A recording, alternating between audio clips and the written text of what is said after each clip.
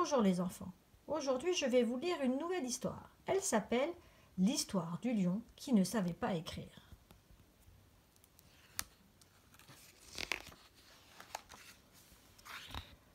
Le lion ne savait pas écrire, mais ça lui était bien égal car il savait rugir et montrer des crocs. Et pour un lion, c'est bien suffisant. Un jour, le lion rencontra une lionne. Elle lisait un livre et elle était très belle. Le lion s'approcha pour l'embrasser. Mais il s'arrêta net et réfléchit. Une lionne qui lit, c'est une dame. Et à une dame, on écrit des lettres avant de l'embrasser. Cela, il l'avait appris d'un missionnaire qui l'avait dévoré. Mais le lion ne savait pas écrire. Il alla donc trouver le singe. « Écris-moi une lettre pour la lionne. » Le lendemain, le lion alla à la poste avec la lettre. Il aurait bien aimé savoir ce que le singe avait écrit. Alors le lion rebroussa chemin et ordonna au singe de lire la lettre. Le singe obéit. « Très cher ami, voulez-vous grimper avec moi dans les arbres? J'ai cueilli des bananes. Miam, on va se régaler. Bise, le lion. »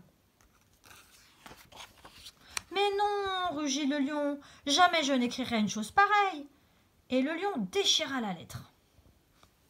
Puis le lion descendit vers le fleuve. L'hippopotame devait lui écrire une autre lettre. Le lendemain, le lion alla à la poste avec la lettre. Il aurait bien aimé savoir ce que l'hippopotame avait écrit. Il rebroussa chemin et l'hippopotame lut la lettre. « Très cher ami, voulez-vous patauger avec moi dans le fleuve et brouter des algues? Miam, on va se régaler. Bise, le lion. »« Mais non, rugit le lion, jamais je n'écrirai une chose pareille. » Le soir même, ce fut au tour du bousier. Le brave insecte se donna bien du mal. Il aspergea même la lettre de parfum. Oh. Le lendemain, le lion alla à la poste avec la lettre. En chemin, il croisa la girafe. « Pouah, qu'est-ce qui sent mauvais comme ça ?» demanda la girafe. « La lettre, répondit le lion. Le bousier l'a parfumée. »« Ah bon ?» dit la girafe. « Je serais curieuse de la lire. » La girafe lut. « Très cher ami, voulez-vous ramper sous terre avec moi? J'ai une bonne réserve de bouse. Miam, on va se régaler. Bise, le lion. » « Mais non, jamais je n'écrirai une chose pareille. » Fou de rage, le lion déchira la lettre et demanda à la girafe d'en écrire une autre.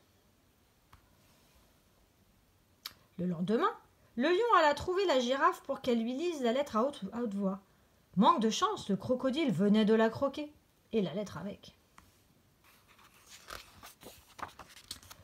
Le crocodile fut obligé d'écrire lui-même une lettre. « Très cher ami, il me reste un morceau de girafe pour le dîner. Tu veux le partager avec moi? Tu verras, on va se régaler.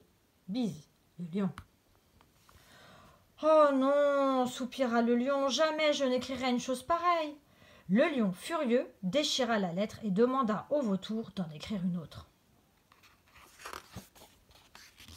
Et le vautour écrivit. « Très cher ami, je suis le lion. Et c'est moi le grand chef ici. Je veux faire ta connaissance. » Le lion hocha la tête, satisfait. Oui, c'est exactement ce qu'il aurait écrit. Le vautour poursuivit. « Et si on volait au-dessus de la jungle? J'ai mis quelques cadavres de côté. Miam, on va se régaler. Bise, le lion. »« Ça suffit maintenant, rugit le lion. »« Non, non, non, et encore non, non.